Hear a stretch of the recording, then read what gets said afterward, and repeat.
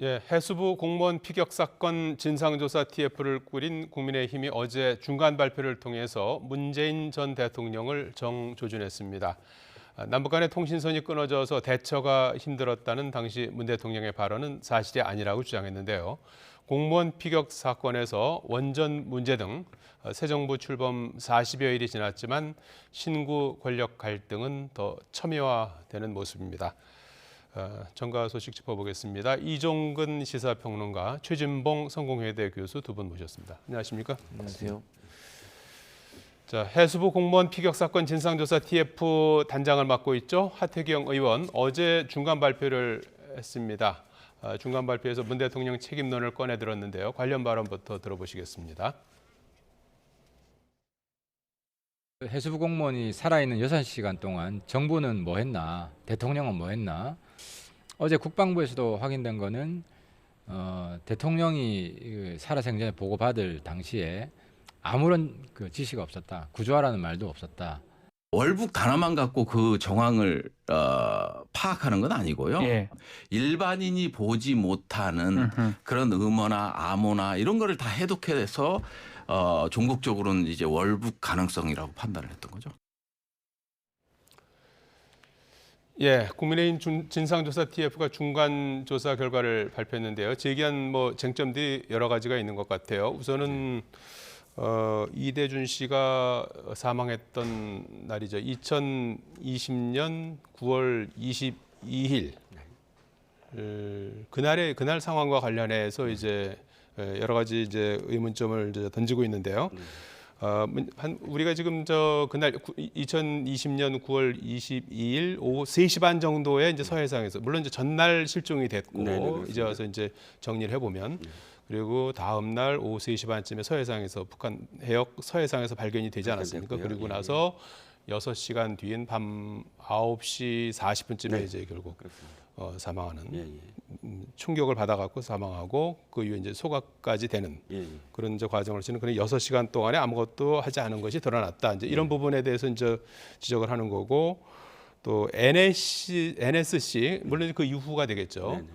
방침에 따라서 국방부가 이제 입장을 번복했다, 바꾸었다, 이런 이제 문제점을 제기하고 있는 것 아니겠습니까? 어떻게 보십니까? 일단은 하태경 의원이 TF 팀을 지금 이끌면서 중간 수사 결과를 중간 조사 결과를 발표를 했는데 핵심은 이겁니다. 대통령에 대해서 묻는 거예요. 문재인 대통령에 대해서 묻는 4가지 점을 요약을 해서 묻고 있는데 질문이 보고 시점입니다. 그러니까 지금 국방부와 그다음에 언론 보도에 따르면 잘 정리해 주셨는데, 그 과정 속에서 대통령에게 보고한 것이 첫 번째가 서면 보고더라고요. 서면 보고가 6시 36분에 이루어지고요. 그다음에 두 번째 보고가 10시 30분에 이루어집니다. 밤. 근데 그때도 서면 보고예요. 그러면 직접적으로 대면 보고를 언제 했냐 그랬더니 그 다음날 8시 30분에 하고 있거든요. 그러면 이게 그렇게 위중한 상황이고 급박한 상황인데도 불구하고 대통령에게 직접 찾아가서 보고를 한 건 그 다음날 8시 30분인데, 그 8시 30분은 앵커께서도 아까 정리해 주셨지만 이미 그 전날 9시 40분에 총격이 가해지고 그 다음 30분 후에 시체가 소각되는 과정 속에서도 대면 보고를 하지 않았다는 것도 이해가 가지 않고요. 그리고 이 모든 것들의 과정 속에서 대통령이 어떠한 조치를 취했는지가 나오지가 않는 거예요. 그러니까 그럼 대통령은 어떤 조치를 취했는가에 대한 그 정확한 이 서면 보고 2번과 대면 보고 1번에 대답을 어떻게 했는지, 또 어떤 조치를 했는지에 대해서 묻고 있는 거고요. 세 번째는 자료 봉인에 대한, 왜 자료 봉인을 했는가예요. 자, 지금 문재인 대통령은 그 아들에게 편지로 약속을 했거든요. 그 유족의 아픔을 함께 하겠다. 그래서 아들은 우리가 요구한 대로 이 아버지의 어떤 그런 죽음에 대해서 모든 것들을 다 공개할 줄 알았는데 공개를 하지 않고 바로 대통령실로 넘겨버렸어요. 기록관으로. 그다음 마지막으로 월북과 관련된 결론은 누가 내렸는가, 어떤 과정을 통해서 내렸는가라는 이 4가지가 가장 중요하다라고 지금 국민의힘은 보고 있는 것 같습니다.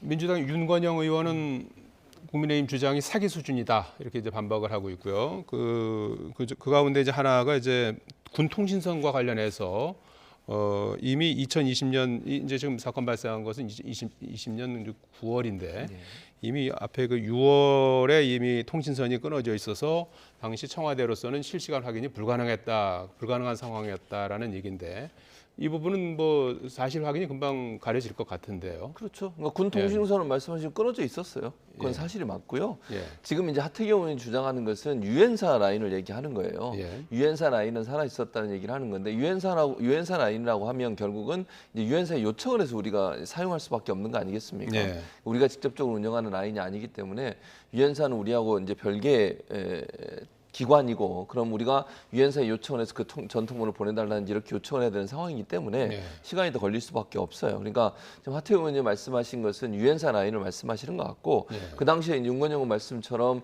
예를 들면 뭐 군 통신선이나 다른 통신 라인은 다 지금 끊어져 있었던 상태예요. 네. 그러니까 복원이 필요했던 상태죠. 그거는 뭐 사실관계가 전혀 다르지 않다고 저는 보고요. 또 하나는 이제 그 문재인 대통령이 6시간에 뭐 했냐 이런 얘기가 자꾸 얘기하는데 이거는 사실은 이제 대통령 기록관에 있는 기록물을 확인해 봐야 돼요. 그러니까 지금 야당이 주장하는 것은 여당이죠. 여당이 주장하는 것은 여당이 판단에 주장하는 것이지 모든 사실관계가 확인되지 않은 상태에서 주장이거든요. 예. 그러니까 이거는 대통령 기록물을 확인해야 되고 기록물이 그러면 왜 넘어갔냐 이렇게 또 주장하는 부분도 있는데 대통령 기록물은 청와대에 생산된 기록물들은 거의 대부분 다 넘어갑니다. 네. 왜냐하면 그게 대통령의 그 여러 가지 활동들 이런 부분은 다 대통령 기록물에 넘어가도록 돼 있고요. 특수한 상황이 아니면 예. 필요하다고 하면 이제 국회의원 3분의 2가 동의하면 볼 수 있기 때문에 저는 개인적으로 이렇게 생각해요. 이렇게 논란이 커지면 저는 뭐 봐도 된다고 생각하거든요. 네. 뭐 공개해라. 예를 들면 이게 대중에게 공개할 수는 없지만 기본적으로 여야 정치인들이 아니면 필요하다고 하면 이 그 피해자 유가족 되시는 분들 이런 분들의 제한적으로 공개하는 것들은 필요하다고 생각해요. 예. 이게 불필요한 소모적 논쟁 아니겠어요? 예. 거기 나오면 다 대통령이 뭘 했는지 어떤 지시를 했는지 나올 텐데 그런 어떤 확인 없이 예. 저렇게 일방적으로 뭐 아무 지시도 안 했다는 이런 얘기를 하는 것도 저는 타당하지 않다고 봅니다. 그래서 예. 저는 필요하면 국회가 나서서 3분의 2가 동의해서 이거 정말 그 제한된 범위 내에서 공개하고 확인할 필요가 있다. 특히 저는 그 유가족 피해자, 유가족분들 그런 분들에 대해서는 저는 가능한 한 보여주는 게 필요하다고 생각해요. 그분들은 억울하지 않겠어요? 그렇습니다. 지금 상황에서는. 예. 그리고 SI 정보도 저는 보여줄 필요가 있다고 생각해요. 예. 거기서 월북 의사가 있었냐 없었냐가 지금 논란이 되고 있는 건데 그 부분도 정말 그 피해자 유가족들이 보시고 판단하실 수 있는 기회를 드리는 것도 저는 필요하다고 봅니다. 예. 지금 그 우리 정부가 이제 당시에 월북으로 판단한 부분에 대해서도 상당한 이제 쟁점이 되고 있는데 그 하태경 TF 단장을 맡고 있는 하태경 의원은 이제 그 SI 정보 특별 취급 정보 7시간 분량에서 딱 한마디밖에 안 나온다. 한 문장 속에 들어있는 월북 한 단어밖에 없는 것이고 또 이제 그 북한군이 이제 상부에 이렇게 보고하는 그런 과정에서 나오지 않 한마디밖에 안 나온다 이렇게 이제 주장을 하고 있는데 여기에 대해서 이제 부승찬 전 국방부 대변인 문재인 정부 마지막 국방부 대변인인데요. 이 음어나 암어도 해독해서 월북 가능성을 판단한다 이렇게 반박을 하고 있거든요. 예, 이 부분은 어떤 차이라고 봐야 되는 겁니까? 제가 알기에는 이 특수 정보에 모든 게 다 포함된 개념이라고 알고 있거든요. 음어라든지 암호라든지 이런 부분들 역시 포괄적으로 SI에 들어가는 어떤 부분이니까 이것이 7시간의 SI 말고 또 다른 음어와 뭐 암호를 해독했다라는 뜻으로 만약에 부 대변인이 표현했다면 네. 그것이 어떤 것인지 SI라고 지금 정치인들이 얘기하는 그 이외의 또 다른 그런 그 인포메이션이 있는 것인지에 대해서 전제가 되어야 지금 대답을 할 수가 있을 것 같아요. 그런데 네. 한 가지 진짜 저도 또 이해가 안 가는 게 있습니다. 처음에 국방부는 SI 정보의 첩보에 따르면 월북 가능성이 낮다라고 초기에 얘기했어요. 그것도 국방부가 합참이 당시에 청와대 위기관리센터 최초 보고에 나온 것이 월북 가능성이 낮다라고 나왔고요. 24일 날 이 국방부가 공식적으로 이야기할 때 그때는 뭐 시신 소각이라든지 총살이라든지 규탄이라든지 이런 표현, 만행이라든지 이런 표현들이 직접적으로 들어가면서 그 근거를 SI라는 근거를 대거든요. 국방부가 SI에 따르면 이렇게 표현을 해요. 그러면 그 SI와 나중에 SI는 다른 것이냐? 그것이 맞다면 사실 국방부의 초기 입장이 맞는 것인데 후에 SI가 또 다른 것이 있는지 지금 뭐 부대변인 얘기처럼 다른 것들이 있어서 지금 이야기하는 것인지는 명확하게 이야기를 하고 전제를 하고 그 다음에 저런 어떤 발언이 이어져야 수긍을 할 수 있을 것 같습니다. 예. 자, 이렇게 2년 만에 바뀐 서해 공무원 피격 사건에 대해서 진실 규명이냐, 정치 보복이냐, 신구 갈등도 최고조로 치닫고 있는데요. 관련 발언 차례로 들어보겠습니다. 결코 정죄의 대상이 될 수 없습니다. 하루빨리 공개를 위한 양당 간의 협의 절차에 착수해 주시기 바랍니다. 윤석열 정부는 정보를 제대로 공개하지도 않고 새로운 증거조차 제시하지도 않고 왜곡과 선동만 하고 있습니다. 저는 되묻고 싶습니다. 지금이 이럴 때인지 안보 정보를 가지고 계속 장난질을 치니까 그럴 거면 공개하자라는 것이고요. 예.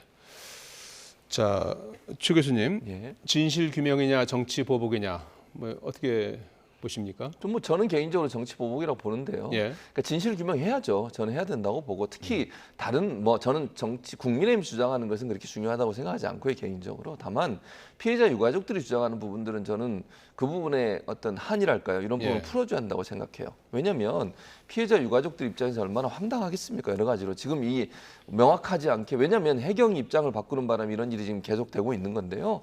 일단 해경이 입장을 바꿨기 때문에 저는 해경도 정말 큰 문제라고 생각해요. 예. 왜 그럼 그렇게 그 당시에는 왜 얘기를 못하고 입장을 바꿨는지 해경도 저는 국정감사 해야 한다고 개인적으로 생각을 하고요. 예.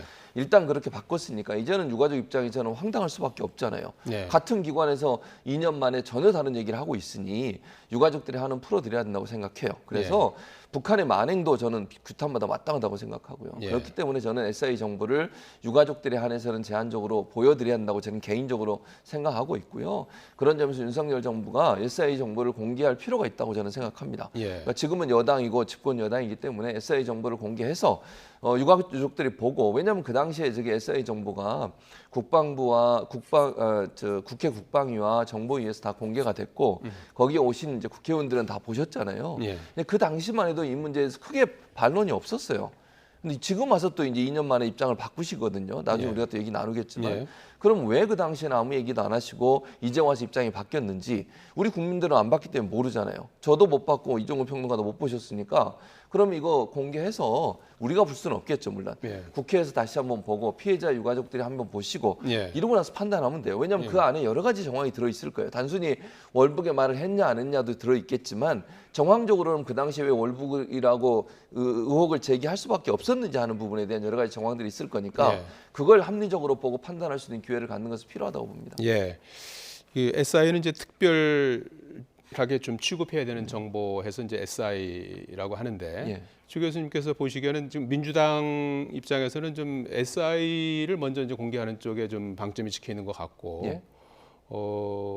국민의힘은 대통령 기록물을 먼저 좀 공개하는 쪽에 좀 방점이 찍혀 있는 것 같아요. 예. 서로 약간 좀 입장 차가 있는데 둘 다 공개해야 된다고 보시는 건가요? 저는 1차적으로 SI를 먼저 공개한다고 생각해요. 그것도 예. 저는 그래서 국민의힘이 정치적 공세로 가고 있다고 생각하는 이유 중에 하나가 바로 그런 부분이에요. 예. 원래 이 문제의 출발점은 월북 의사가 있었느냐 없었느냐였어요. 거기서 출발했잖아요. 예. 그리고 피해자들도 피해자 유가족 되시는 분들도 그거 주장하셨어요. 예. 다른 거 주장한 게 아니었고. 그러다가 SI 정보 공개하자고 민주당 얘기하니까 대통령께서 좀 어렵다고 얘기하시고 그러니까 다시 갑자기 대통령 기록물로 넘어가요. 근데 원래 정보는 SI에 저는 있다고 봐요. 예. 그러니까 스페셜 정보라고 하는 SI에 이미 그분이 월북 의사가 있었는지 없었는지 정황은 어떤 이런 정보들이 다 들어있고 예. 대통령 기록물이라고 하는 그 당시에 그럼 그런 사건이 터진 이후에 청와대가 어떻게 대응했냐 하는 부분이 들어있을 거예요. 예. 그럼 1차적으로 월북 의사를 판단하는 것은 대통령 기록물을 보고 판단하는 게 아니고 예. 제가 볼 때는 SI 정보를 통해서 판단이 가능하다고 생각해요. 예. 그리고 나서 그 정보를 가지고 정보 당국에서 판단을 내리고 그걸 청와대에 보고했지 않겠습니까? 예. 그리고 청와대가 그 보고를 받고 어떤 조치를 취했는지 하는 부분은 나중에 대통령 기록물에 확인이 되겠죠. 그렇죠. 1차적으로 저는 필요한 것은 SI 정보를 공개를 해서 이분이 정말 월북 의사가 있었는지 없었는지 그 당시에 또 구체적으로 북한은 어떤 내용들을 서로 주고받았는지 이런 부분들이 거기 다 나오지 않겠습니까? 예. 암호나 이런 무전을 통해서 이제 이런 부분들을 먼저 밝히는 게 저는 필요하다고 생각해요. 예. 원래 여기서부터 문제가 시작이 됐었고요. 그래서 자꾸 이거를 대통령 기록물로 뛰어넘지 말고 일단 SI 정보를 공개하고 그 위에 필요하다면 또 대통령 기록물도 봐야 되겠죠. 그러나 저는 먼저 필요한 거는 SI 정보를 공개해서 피해자 유가족들의 정말 그 의혹도 풀어드리고 또 이 논란이 되고 있는 월북 의사가 있었는지 없었는지 하는 부분도 명확하게 좀 정리할 필요가 있다 이렇게 생각합니다. 예. 지금 당시에 국방위 간사였던 국민의힘 한기호 의원 같은 경우에는 그 당시에 이제 국방위 의원들은 이제 소위 SI 정보를 이제 다 이제 열람을 하고 또 뭐 회의록도 작성하고 이제 그건 비공개 회의록으로 좀 분류가 되어 있는 상태 아니겠습니까? 근데 그 당시에 이제 월북 판단 정황이 선명하다 이런 말도 했다고 해요. 그러면은 증거는 그대로인데 이제 해석이 달라진 건가요, 지금? 기록을 완전히 열람을 한 것이 아니라 예. 국방부에 보고를 들었다는 겁니다. SI에 간접적으로 사실은 거지 예. 실제적으로 그것을 열람한 행위는 아니었다고 눈으로 하고요. 확인한 건 아니고요. 예. 예. 그런데 문제는 이겁니다. 당시에 그 국방위 소속의 국민의힘 의원들이 그것을 인정을 했다고 한다면 만약에 월북이라고 인정을 한다고 했다면 그것으로서 이 문제가 해결이 된 것이 아니라 그런 국민의힘 의원들도 비판을 받아야죠. 왜 그럼 그때 월북이라고 판단을 했는가에 대해서 그 다음에 그러면 이제 그런 것 때문에 그러니까 SI를 공개하지 않아도 된다가 아니라 그것 때문에 국민의힘 의원들도 질타를 받으면서 지금 교수님이 계속 주장하듯이 SI를 공개하면 되는 문제거든요. 그러니까 이게 형식 논리상 민주당이 그것 때문에 이 SI를 공개할 수 없다라는 식으로 만약 논리가 이어질 수는 없다고 생각을 하고요.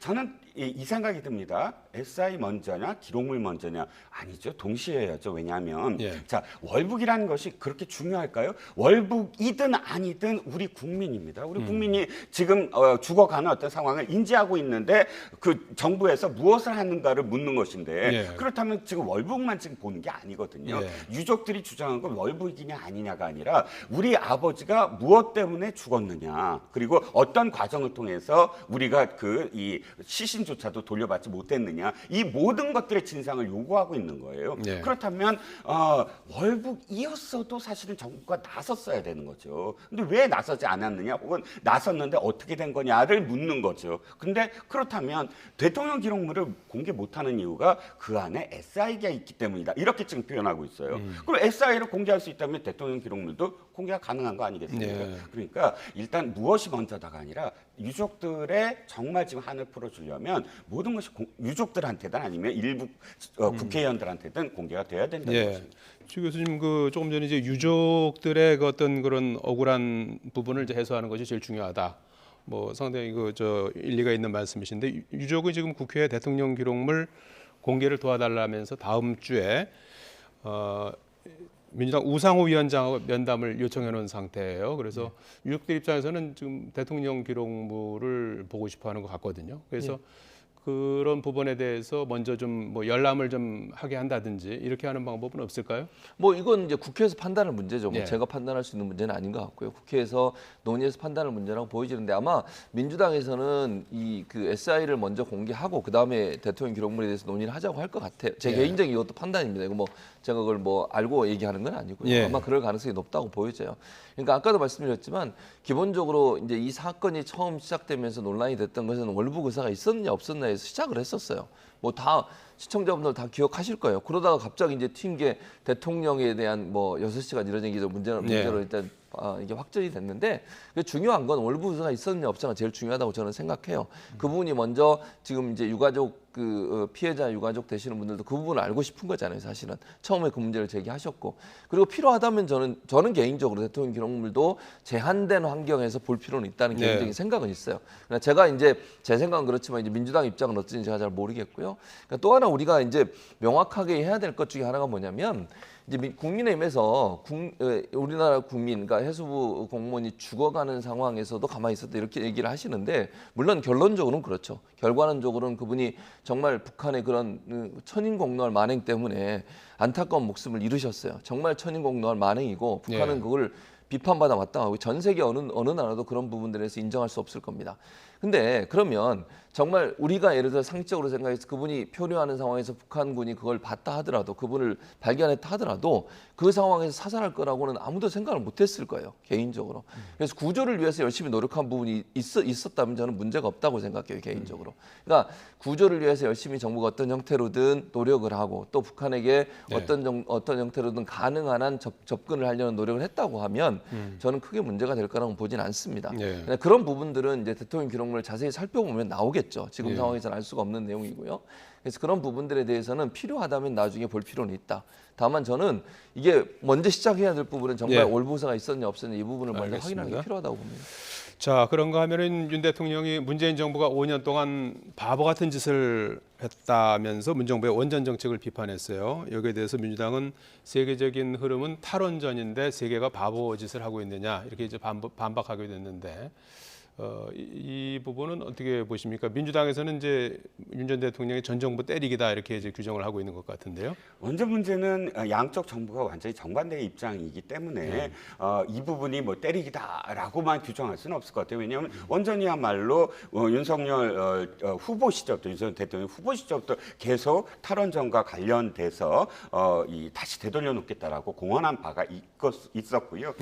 이 문제는 일단 민주당이 전 세계적인 추세다라고 표현하는 부분이 사실은 좀 오류가 있다라고 생각을 해요. 왜냐하면 세계적인 흐름은 두 가지예요. 하나는 탈원전, 그러니까 원전을 이제 서서히 줄이는 나라들, 특히 독일을 위시해서 일부 동유럽 국가라든지 뭐 이 나라들은 줄이는 추세가 맞습니다. 하지만 확대하는 나라도 더 많아요. 영국이라든지 프랑스라든지 뭐 일부 스칸디나비아 국가들도 그렇고요. 왜냐하면 더군다나 지금 그러니까 우크라이나와 러시아의 전쟁 사태 때문에 에너지난이 어마어마하게 심각하게 대두되고 있거든요. 신재생에너지의 그 풍력을 정말 많이 이용하는 북해에서 많이 이용하는 영국에서도 지금 2030년까지 원전을 더 확대하는 그런 움직임을 보이고 있고 그래서 우리나라가 사실 2020년에 한번 영국에 그 수주를 한번 하려고 했다가 실패한 적이 있습니다. 그래서 그러니까 전 세계적인 흐름이라기보단 흐름은 트렌드는 계속 바뀐다. 나라마다 상황이 다르고 또 실제로 유럽이야말로 서로 전기를 사고 팔아요. 독일도 전 세계에서 진짜 전기가 가장 비싼 나라이면서 프랑스로부터 계속 수입을 하거든요. 만약 우리가 그럴 수 있다면 우리도 탈원전 할 수 있다는 거죠. 그렇지만 우리는 가상의 적국에 둘러싸여 있는 거 아닙니까? 그런 상황에서 독자적으로 우리가 스스로 살아남기 위해서 원전은 아예 없이 가능하느냐라는 물음을 지금 윤석열 정부가 하고 있다고 봅니다. 예.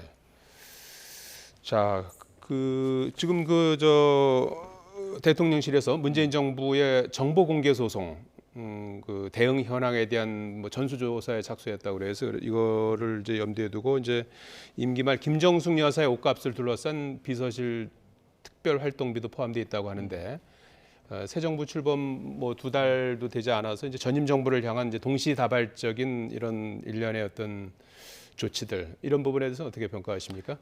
그 말씀드리기 전에 탈원전 얘기를 잠깐 하고 넘어가겠습니다. 일단 탈원전이라고 하니까 원전을 아니면 없앤다. 문재인 정부가 원전을 없앤 적이 없고요. 앞으로 60년, 문재인 정부 때도 60년까지 계속 60년 후까지 계속 원전을 활용합니다. 그러니까 노후된 원전을 더 이상 가동하지 않는 문제라든지 새로운 원전을 건설하지 않는 문제에 정책적인 방점이 있었던 것이 원전을 없앤다는 개념은 아니었다는 걸 말씀을 드리고요. 또 한 가지 더 말씀드리면 윤석열 대통령의 그 말씀에 발언은 조금 순화시킬 필요가 있다. 바보짓 이런 표현을 대통령이 쓰시는 것은 저는 바람직하지 않다고 보고 그날 또 원전 업계 간담회에서 그런 말씀도 하셨어요. 안전을 중시하는 관료적인 사고는 버려야 한다. 이것도 상당히 위험한 발언이십니다. 안전은 원전에서 가장 중요한 영역이에요. 안전을 첫째도 둘째도 셋째도 안전입니다. 안전이 보장된 이후에 원전이 확대돼야 한다고 저는 생각을 하거든요. 그래서 그런 부분들의 말씀을 삼가하시면 좋겠다는 말씀을 드리고 싶고요. 지금 말씀하신 여러 가지 현재 정보 공개 소송이 들어와 있는 부분이 있습니다. 그래서 이 부분에 대해서 이제 윤석열 정부가 답을 해야 되는 상황이 돼버렸잖아요. 왜냐하면 예전에 청와대에 들어와 있는 거지만 이게 해결이 안 된 상태 정부가 이양이 됐고 그래서 윤석열 정부가 들어선 이후에 그럼 이걸 어떻게 할 거냐? 그건 윤석열 정부에 오로지 어떻게 할 건지를 결정할 거라고 생각합니다. 뭐 본인들이 판단하실 때 그게 필요하다면 하실 거고 아니면 아닐 거라고 생각하고요. 저는 그리고 그 모든 판단의 결과론적 결과도 본인들이 다 이제 책임지는 부분이니까 예. 제가 볼 때는 뭐 본인들이 판단하실 거라고 생각해요. 업무 인수인계 과정에서 어떤 부분을 공개할지 말지 뭐 제가 뭐 이래라 저래라 얘기할 수 있는 상황은 예. 아닌 것 같고 다만 중요한 건 이렇게 되면 어떤 형태로든 뭐 특활비든 뭐든 청와대에서 활용하는 모든 문제가 만약에 다음 정권에 또 넘어가게 되면 그 부분도 또 동일하게 판단을 받을 겁니다. 예. 그래서 어느 선까지 공개하고 어느 선까지 공개하지 않는 것이 국익에 도움이 되는지 하는 부분들을 잘 판단하셔서 결정하실 거라고 생각합니다. 예. 뭐 같은 맥락이 될 것 같은데 문재인 정부 시절에 임명된 전현희 국민권익위원장 그리고 한상혁 방송통신위원장의 그 퇴진을 이제 압박하고 있는 그런 상황 아니겠습니까? 이런 가운데 이제 감사원이 방통위에 대한 감사에 착수하면서 여권의 한상혁 위원장 사퇴 어떤 압박과 이것이 어떤 그 연관성이 있는 것이 아니냐 이런 분석이 나오고 있는데요. 네, 일단 감사원은 정기 감사다라고 하고 네. 있지만 정기적으로 몇 월 달에 뭐 늘 한다 이런 게 아니라 늘 불시하는 것이기 때문에 그게 연관이 없다라고 하기는 좀 저는 좀 그러니까 연관이 전 있을 것 같아요. 충분히 감사원의 감사가. 그런데 그보다 먼저 앞서서 그 한상혁 위원장이나 전현희 위원장이 자리를 고수하는 것이 과연 바람직한가라는 건 민주당의 되물을 수도 있어요. 이를테면 5년 후에 민주당이 정권을 잡았을 때 비슷한 어떤 내각 또는 이렇게 장관급의 위원장들이 지금 윤석열 정부에서 임명받은 사람들이 계속 한다 그러면 그걸 받아들이겠느냐라는 거예요. 저는 그렇지 않다고 보거든요. 특히나 이 두 분이 그야말로 공익성을 위해서 편파적이지 않게 운영을 했느냐라는 질문도 사실 해야 되는 것이거든요. 예. 천현희 국민권익위원장이야말로 강남을 지역구에서 민주당 계열 정당에서 뭐 계속 이 선거 출마했던 분이고 또 현직에 지금 계속 있을 때 벌써 정치적 편향성 때문에 두 번이나 구설에 올랐었거든요. 한 번은 추미애 장관과 그 아들과 관련돼서 이해 충돌이 없다라고 하는 바람에 그때도 전임 위원장의 조국 사태와 다르다라는 뭐 비판을 받았고 또 부동산 전수조사 관련해서 국민의당이나 혹은 정의당은 내가 안 하겠다라고 했다가 실질적으로 국민의힘을 하니까 아니 네. 나는 이해 충돌이 아니라 내가 할 수 있다라고 또 입장을 바꾸고 이렇게 정파적인 어떤 그런 모습을 보이는 것이 과연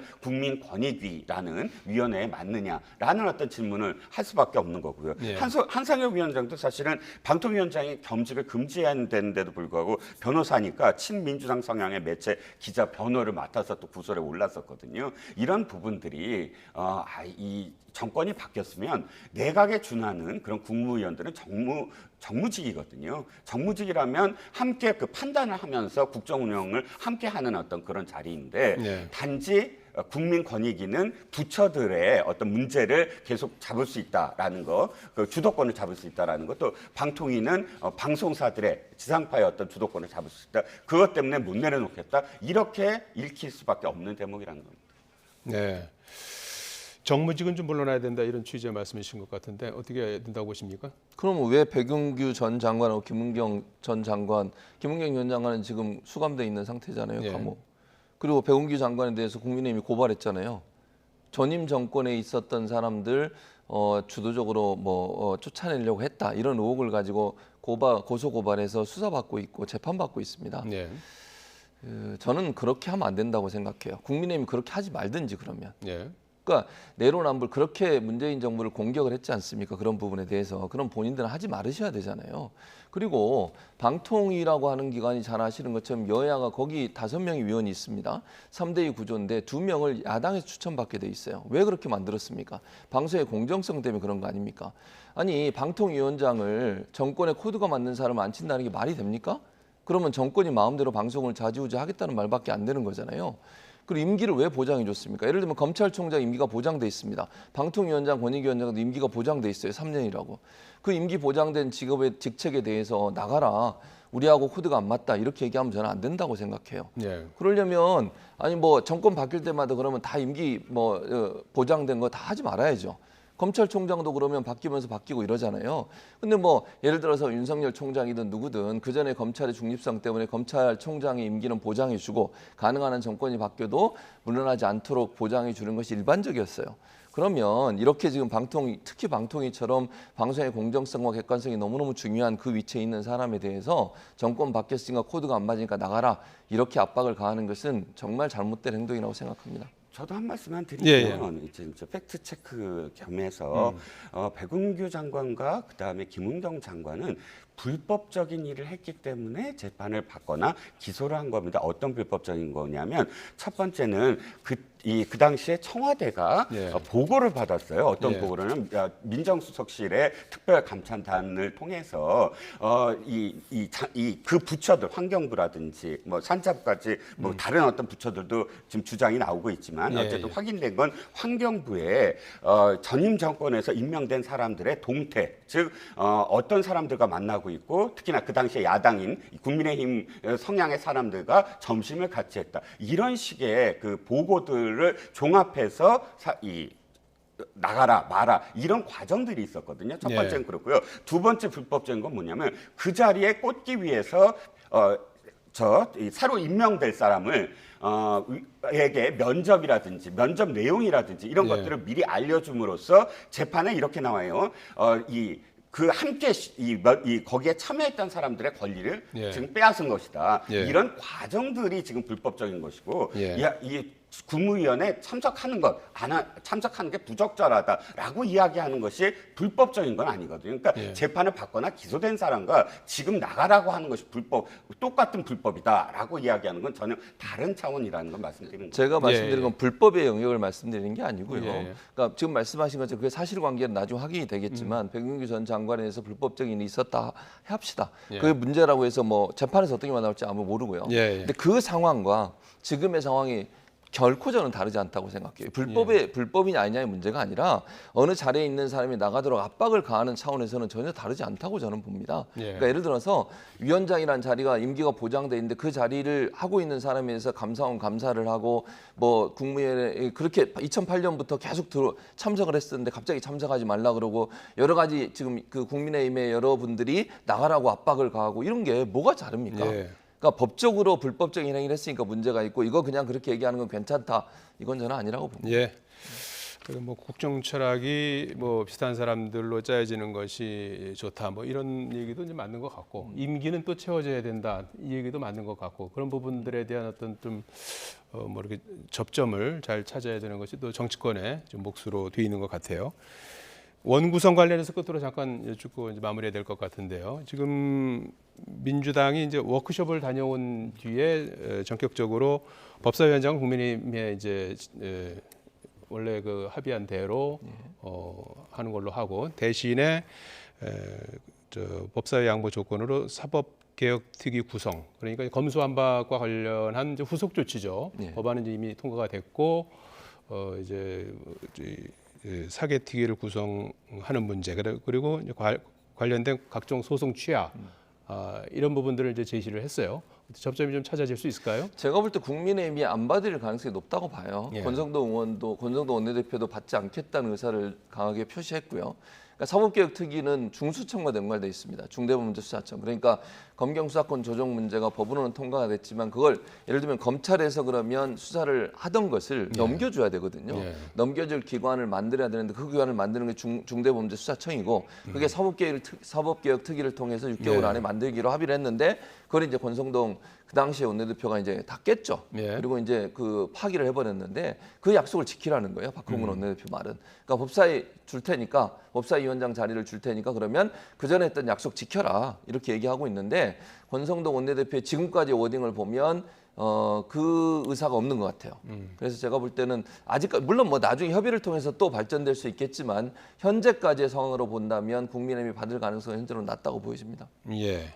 이정구 평론가님은 일단 박홍근 원내대표의 그 발언이 앞에 부분에 방점이 있다라고 받아들여져요. 박홍근 원내대표가 절대 안 된다고 그랬잖아요. 앞에 부분이라는 건 법사위를 내주겠다. 그러니까 법사위를 내준다는 건 뭐 뒤에 조건은 아마도 지금 저도 똑같이 지금 권성동 원내대표 안 받아들이겠지만 어떠한 조건을 내세워서라도 법사위를 내준 것에 대해서 어쨌든 당내에도 설득을 해야 되잖아요. 네. 그렇기 때문에 지금 협상의 단초는 시작이 됐다. 그러니까 협상을 할 수 있는 시작은 됐지만 예. 당장 이 안으로 협상하지는 않을 것 같다라는 겁니다. 예, 일단 협상의 물꼬는 튼 걸로 이렇게 평가하시는 것 같네요. 예, 지금까지 정가 소식 짚어봤습니다. 이종근 시사평론가, 최진봉 성공회대 교수 두 분과 말씀 나눠봤습니다. 고맙습니다.